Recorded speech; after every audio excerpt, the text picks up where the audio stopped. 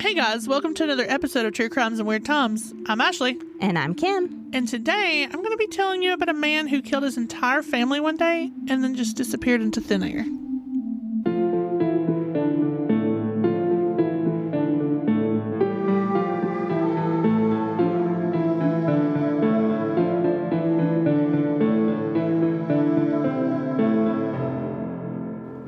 John List was born in September of 1925 to German-American parents.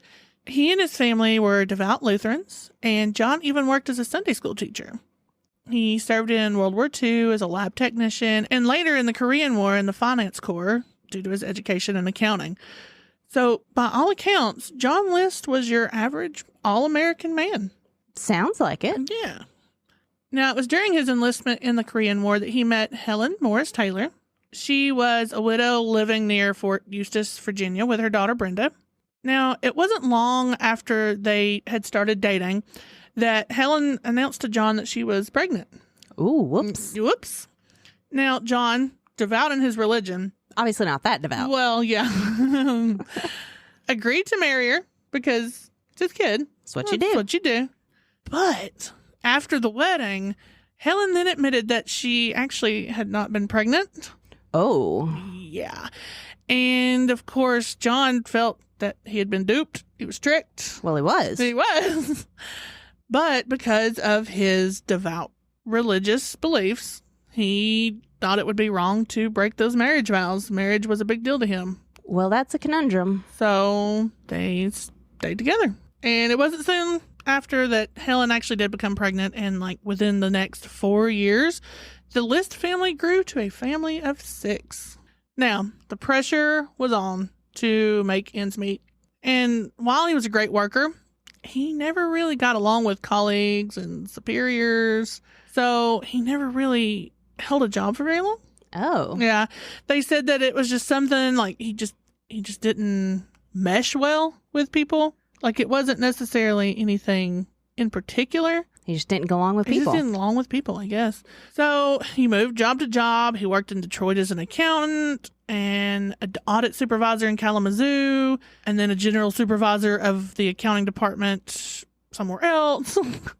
But they were like hopping from place to place, like from Detroit to Kalamazoo, Washington. I mean, they were just everywhere. Wherever he could find a job, Yeah. I guess. Now, it was around this same time that Helen's oldest daughter, Brenda, from her previous marriage, had married and left the household. So that just left John, Helen, and their 3 youngest children.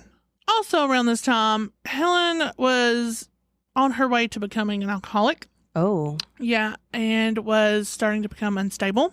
So John moved the family once again to Rochester, New York to work for Xerox. Okay. Yeah. So again, they're moving again, and I don't know how stable that would be for the children. Right. Because they're still pretty young. Mm-hmm. But it wasn't too much longer that he ended up losing that job at Xerox. Oh. Yeah. So they moved once again to New Jersey, where he worked as a vice president and comptroller at a bank. Okay. Yeah. Now, it started to seem like life was getting easier. He had this brand new job with good money. He's vice president. He decided to buy Helen her dream home, which was in an expensive part of town on Hillside Drive, which, if you've listened to our Watcher episode, is just blocks from the Boulevard in Westfield, New Jersey. Oh. Yeah. So creepy vibes out here. Don't go to New Jersey and live in that part of town, maybe? Maybe not. Now, the home was a 3-story, 19-room mansion, and it was named Breeze Knoll. Wow. So he was really making good money. He was rolling, apparently. Well, we'll talk about that. It even included a ballroom. It had marble fireplaces, and it had a skylight. They call it a Tiffany skylight. I'm assuming it was made with, like, the Tiffany glass. Oh. Yeah, like, it was fancy. Dang. Yeah. And I saw a few pictures. They're very dated pictures, but some of it looked really nice. So I just keep trying to imagine what you would need a ballroom for in your home. I don't know. Back then, maybe they could do fancy dinners and. I guess so, but I mean, it was the 60s, not like the 30s. Still, though. Oh, yeah. Now, they couldn't quite afford this expensive of a home. Oh. Like, I mean, he was making good bank, but he went a little farther than he should have. But John wanted to give his family the American dream. There's also some pride in there, I'm pretty sure. Yeah, I don't want to admit that you went above and beyond your means. Yeah. And I mean, it's the 60s, and you're trying to keep up with the Joneses. Right. So, because he couldn't quite afford it, he asked his mother for some help with the loan for the house. And for that, she would be able to come live at the house in an apartment area upstairs on the 3rd floor of the mansion. And now this apartment area was like, it was a true apartment area. It had bathroom, kitchen, like it was her own little home up there. Okay. So, and she agreed to do that. But this American dream that John List was looking for and trying to give his family only lasted 6 years. Oh. So in 1971, John lost his job as vice president. Well, that's, I mean, longer than some of his other jobs. Yeah. Yep. He probably really worked hard for that one. Now, at this time, he was 46 years old. And of course, due to his pride, but also because he had this idea in his head that poverty was a sin. Like being poor was a sin. How? I think it had to do with like, you need to work hard for your stuff. And like being poor was like, I wasn't working very hard. You being lazy? Being lazy. Oh. So I think that's where that comes from. But either way, that was his thoughts. And, you know, John just couldn't bring himself to tell the family the bad news. That, hey, I lost this job. Now we really can't afford the house. And we're probably going to be living somewhere else soon. Oh. Yeah. So, you know, like any sane, normal person, he continued to get dressed every morning. He'd kiss his family goodbye and get into his car for work, in finger quotes. Right. But what he actually did was drive to the local train station, and he would ride the train for a few stops, or he would read a newspaper until it was just time to come home. Like he just spent 8 hours a day at the train station. Wow, that's dedication, man. Yeah. Well, now, and some of this, while he's at the train station, I mean, he's going through the newspapers, he's looking for jobs. Yeah. He actually held a couple of jobs, but not really. So, to his family, nothing changed. Even though he was switching jobs, he never told them. They thought he was still going to work. Right. And, I mean, these jobs were also lower paying. He also lost them due to personality issues like before. Oh, wow. And probably quicker and with more consistency if he's like really depressed about the fact that he's going to be poor. Yeah, probably wasn't in a great mood. If he already doesn't get along with people and now he's this stressed out about faking a job for his family. Yeah. Probably going to be even more of an asshole. Yeah. So because of this, he started skimming money from his mother's accounts to try to, you know, make up for the expenses that were starting to pile up. Maybe try to pay something here and there. Maybe just keep the house afloat just a little bit longer, you know. But eventually, he just found himself bankrupt. Aww. I mean, it's going to happen. But the family finances weren't the only thing John had to worry about. He was starting to worry that his children were beginning to turn from religion and down a more secular path. I mean, they're getting older. They're in their teens. They need to rebel. They're, you know, they're coming into their own ideas and beliefs too. They're trying to live their own lives. And this was particularly true for Patricia, who was the oldest. She had voiced a dream of going into acting, and John believed that that was not a very good road to go down. Mm-hmm. And he also thought that she was starting to dabble into witchcraft. Why did he think she was doing that? That I couldn't find, but if I'm thinking about it, it's the 60s and the 70s. I mean, a lot of stuff going on, and a lot of it could look like witchcraft. Now, all of this made John believe that, you know, she's just turning away from her Lutheran beliefs.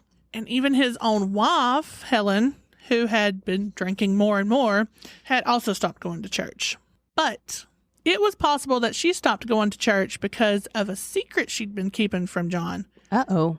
And it wasn't about another baby. When they first moved to New Jersey, Helen started experiencing blackouts, and she started noticing that the vision in her right eye was deteriorating. And it turns out that in 1968, she had gone to the doctor and was diagnosed with tertiary syphilis. Oh. Yeah. That she had contracted from her first husband. and she never told John about. Oh. I didn't look a lot into this, but is that not like spreadable? Oh, Would yeah. John have it? Yeah, he could totally have it. So she had been drinking and started actually taking tranquilizers to kind of just deal with this and keep it under wraps. Instead of like going to a doctor? Well, yeah. Oh. I mean, the doctor diagnosed it, but I don't know what else she was doing for it other than drinking and taking tranquilizers. Yeah, so I kept thinking, like, isn't syphilis the one that makes you, like, crazy if you have it for too long? And so we looked it up, and it does say that the late stages of syphilis, which is the tertiary syphilis, it may damage your brain, nerves, eyes, heart, blood vessels, liver, bones, and joints. Jeez. So, yeah, that explains the tranquilizers. And that's what she was dealing with. Yeah, that would help with the pain for sure. Wow. So, according to John, the disease and the alcoholism and the tranquilizers and, you know, just everything happening with her, quote, transformed her from an attractive young woman to an unkempt and paranoid recluse. Well, yeah. I mean, yeah, I feel bad, but like, yeah, it would. And part of that being a recluse was probably, you know, she didn't want people to see her like that. Yeah. Also, you know, the whole faking a pregnancy, hiding a transmittable disease. Yeah. She doesn't seem like the most stable person to begin with. That's true. That's very true. And now add syphilis on there. Yeah. He also stated that she would often publicly embarrass John, comparing their sex life with that of her first husband's. To other people? That's what I read, man. Oh. Which, I mean, why didn't John just say, well, at least he didn't give me syphilis. Right. Or at least I didn't give you syphilis. So, I mean, all of that on John's shoulders. I mean, this is a lot of stress for a long amount of time. And he bared all that weight silently. Yeah. I mean, he had to. He couldn't tell his family what was happening. Of course, he doesn't get along with other people, so he couldn't tell them what was happening. Yeah, I can't imagine he had very many friends. Yeah. So I would assume, you know, a lot of anger, a lot of embarrassment, a lot of resentment bottled up in John. And he did think of taking his own life at one point. But again, devout Lutheran, he believed that suicide was the one sin that doesn't get you into heaven. So that wasn't an option.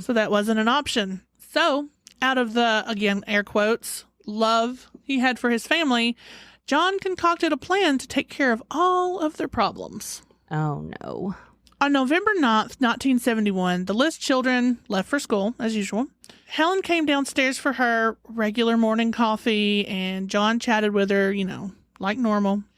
And as she had her back turned, he placed his 9mm Steyr automatic pistol to the side of her head and shot, instantly killing her. Wow. He then placed her body on a sleeping bag and moved her to the ballroom. I'm a little interested in his philosophies here. Like, suicide is this crazy bad sin, but murder is okay? Yeah. Like, or I'm devout Lutheran and we had sex before marriage. And I don't know. It just seems like a lot of cherry picking. Cherry picking. That's a good way to put it. Yeah. I mean, so that's the biggest thing about this story. It's just like his train of thought. Like, it doesn't make any sense. It doesn't make any sense. So maybe he wasn't as stable either. I mean, obviously. Stable people don't usually kill their wives. That's true. It's very true. So next, he went upstairs to his 85-year-old mother's apartment on the 3rd floor. She was fixing breakfast, and John came in and gave her a kiss. She asked about the noise downstairs because obviously she heard something. Yeah. But it's a big house. It may not have been as loud as we would think. Yeah. You know, John just gave some kind of vague answer, and then he placed the gun to her left temple and pulled the trigger. Oh, my God. I wonder if she saw him do it. I don't know.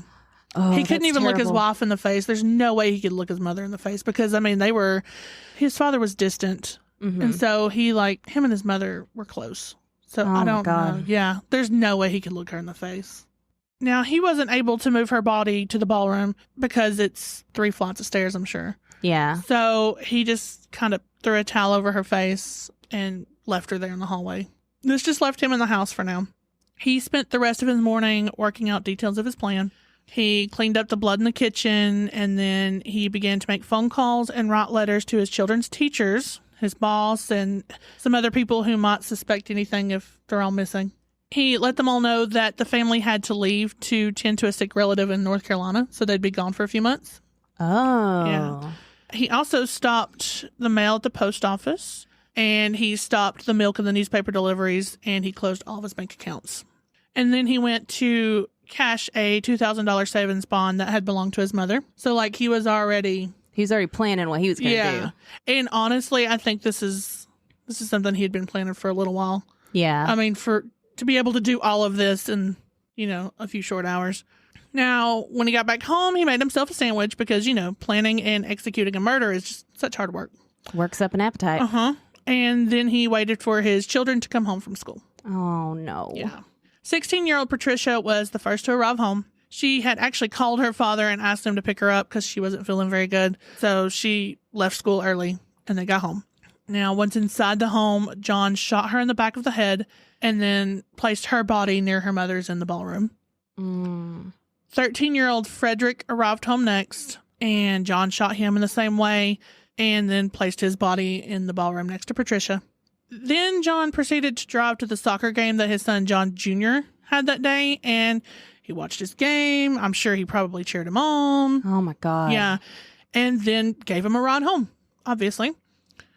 Once they were inside the kitchen, John Sr. shot him in the back of the head. However, this time the gun misfired. Oh. Yeah. According to the crime scene, it looked as though John Jr. put up a struggle to try to defend himself. But eventually, John shot him 10 times in the chest. Oh, my God. Yeah. And then, of course, he was also dragged into the ballroom with the rest of the family. John Sr. then said a prayer over their bodies after murdering them. There's that dissonance again we were talking about. Exactly.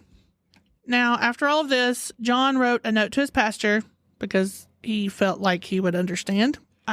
I'd love to know what the pastor thought. Yeah, I would disagree with that statement. Yeah. He wrote that he was afraid that his family would turn away from God because they were poor, because they were going to be in poverty, and that killing them was the only way he could ensure that they would go to heaven. Don't think it works that way. I don't think so either. He then, of course, cleaned up the rest of the crime scene from the other 3 kids. He also used scissors to remove his face from every photo in the home. I feel like they would know who he was. I don't know what cutting his face out of the photos would do, except maybe... He was hoping they wouldn't have a photo to put out there for people to find him, maybe? That makes sense. He then turned the air conditioning down to, like, the lowest temperature, I guess, to preserve the bodies. So it wouldn't smell? He then turned on all the lights in the house, and he turned up the radio to play religious hymns throughout the home, to make it look like someone was there. He then had dinner in the home. He even slept in the home that his dead family were laying in that night. Oh, my God. Yeah. And then the next morning, he left. Wow. Yeah. Now, it was a month before neighbors actually became concerned about the home because, all the lights are on, you can hear music, whatever. But the lights started going out. I mean, they were blowing out. They were on for a solid month. Yeah. And they started noticing that there was no movement at the home, like nobody coming and going. And then they started to suspect something strange. Even Patricia's drama teacher started becoming suspicious, but it was mostly because of the fact that Patricia had confided in him at one point that she was afraid that her father was going to kill the entire family. Well, that's oddly specific. Yeah. So I would love to know what else was going on in that home for her to think that. I know. For her, I mean, how old was she? 13? 16. 16. So she's old enough to pick up on these things, obviously. Yeah. But, I mean, he could have just been talking about it. That's possible. I mean, and I know that 16 she's still really young, but, like, he had to have been acting strange. Yeah. And enough so for her to think, he's going to kill all of us. That's a really deep thought. Or maybe he was just going on these, like, religious rants to them about, you guys would be better off dead than acting like this, or maybe just something. That's possible, yeah. Who knows? Still, though, whew.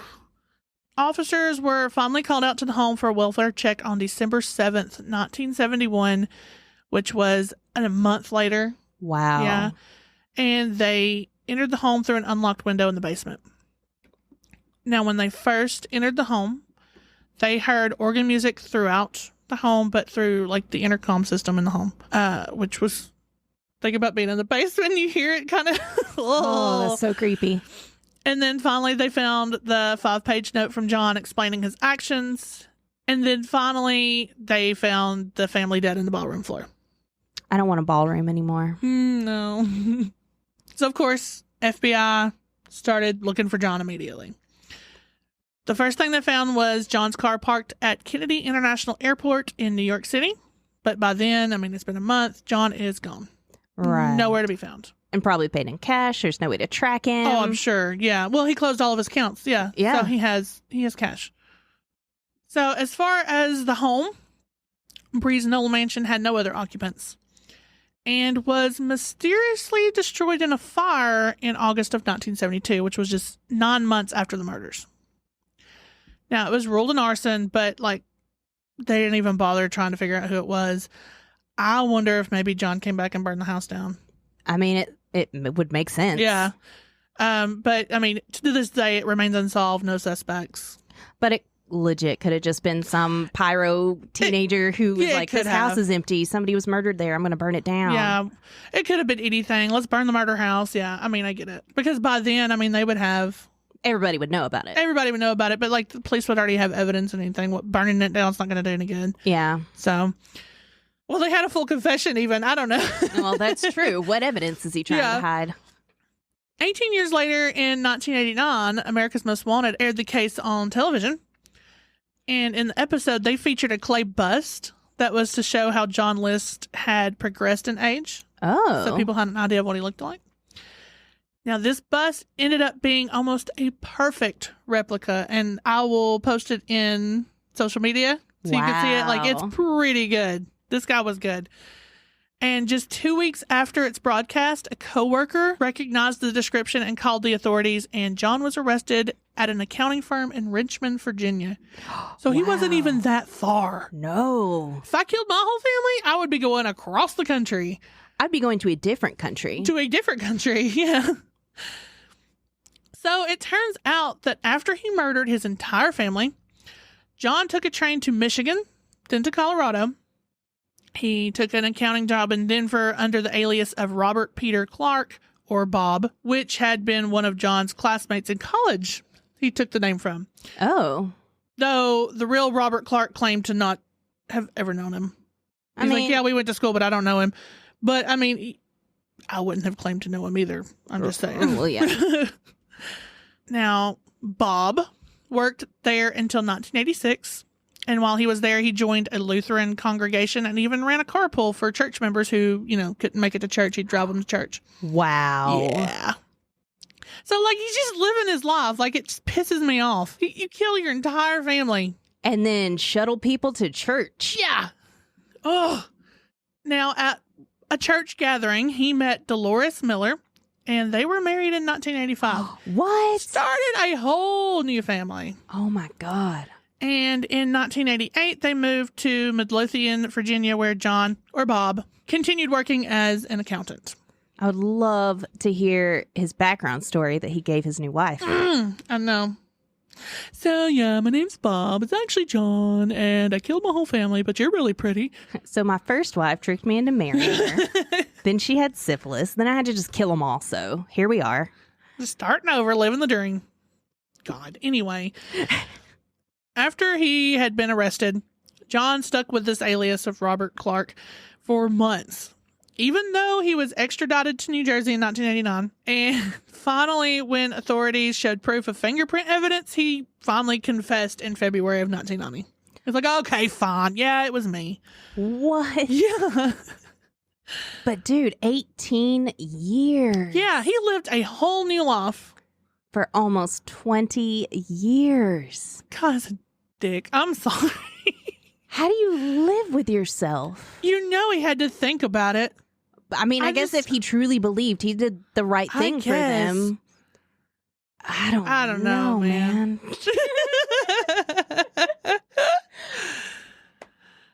So on April 12th, 1990, John List was convicted of 5 counts of first-degree murder. At sentencing, he denied responsibility. I don't know how. He put the blame on his mental state.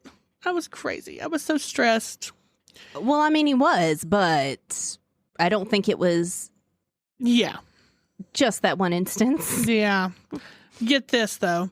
He said, quote, I feel that because of my mental state at the time, I was unaccountable for what happened. I ask all affected by this for their forgiveness, understanding, and prayer. Okay. John, you killed your family. Oh, my God. So, thankfully, the judge was not moved by this. Yeah, I wouldn't be either. Yep. He said, quote, John Emil List is without remorse and without honor. After 18 years, 5 months, and 22 days, it is now time for the voices of Helen, Alma, his mother, Patricia, Frederick, and John F. List to rise from the grave. He then sentenced John to 5 terms of life imprisonment to be served consecutively, which was the max penalty at the time. Well, that's good, I guess, but he still got to, live a whole new life for 18 years. See, I hate that, and this is why I hate the BTK killer. He, lived his entire life before they caught him. Oh. So, John tried to file an appeal on the grounds that his judgments had been impaired by PTSD due to his military service. Right. He also tried to argue that the 5-page letter confessing the crimes had been a private letter to his pastor and couldn't be used as evidence. That's not how the justice system works. You left it at home, bud. That was private. You can't use that against me.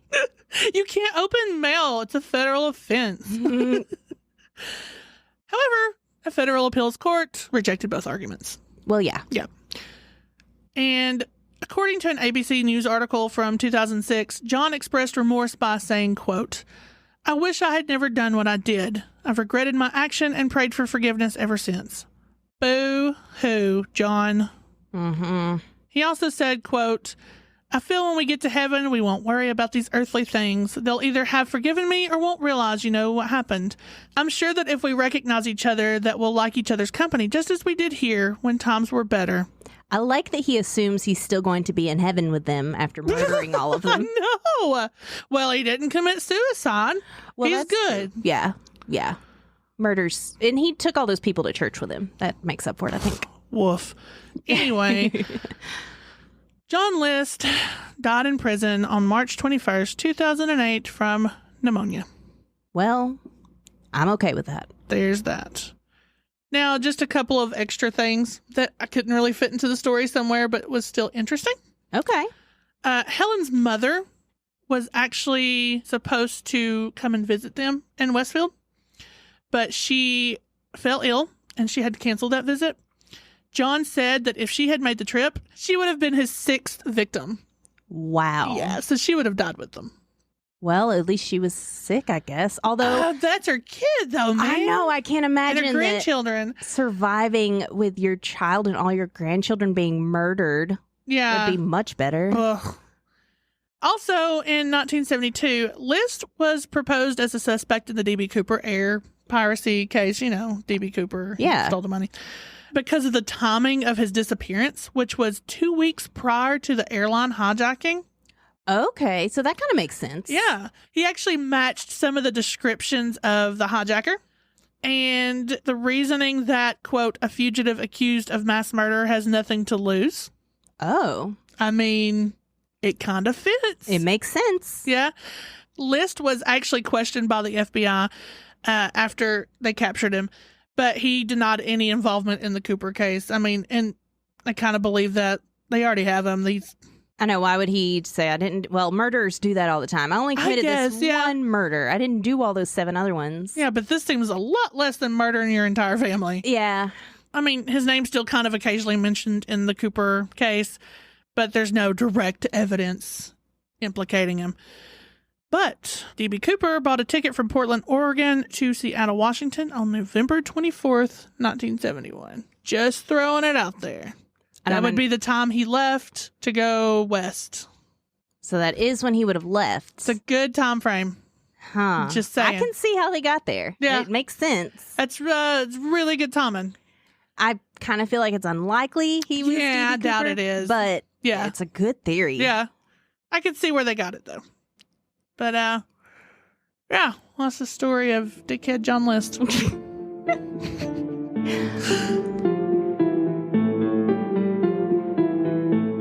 Thanks for listening. Like us on Facebook at True Crimes and Weird Times Podcast. Follow us on Instagram at True Crimes Weird Times. Email us your stories at truecrimesweirdtimes@gmail.com. Can't wait for the next episode? Check out our Patreon for bonus episodes and more. And if you enjoyed the show, make sure to subscribe and leave a review. Bye!